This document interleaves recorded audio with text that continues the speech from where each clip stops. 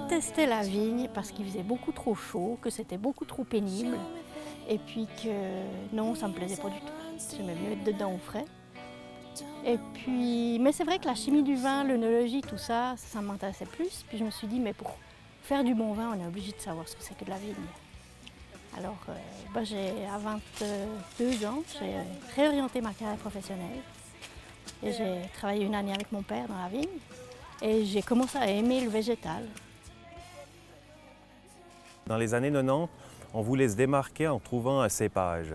Un cépage qui était intéressant, qui pouvait faire connaître Fuy. Et puis en réfléchissant dans le cadre des encaveurs, on s'est rendu compte que la Petite Arvine a été très longtemps plantée à Fuy, que c'était une des communes principales. On est la seule commune sur la rive droite à avoir un terrain granitique. À partir de Saillon, ça devient des terrains calcaires. Donc on a une Arvine toute particulière à Fuy. On n'a pas de tradition de vigneron-caveur. Mon père, au début, avait encavé un petit peu pour lui, comme tout bon Valaisan, avait son petit tonneau.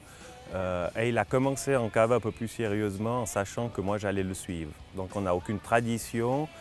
On peut faire comme on veut, les vins qu'on veut. On n'a pas de tradition à défendre. Je le fais par pur plaisir parce que la vigne, depuis tout petit, j'ai pensé qu'à ça. J'ai jamais réfléchi à faire autre chose. Et puis c'est vrai que de pouvoir encaver, de voir le produit fini et le contact avec la clientèle, c'est quand même très intéressant. Et puis ça nous amène de voir toute la palette du métier.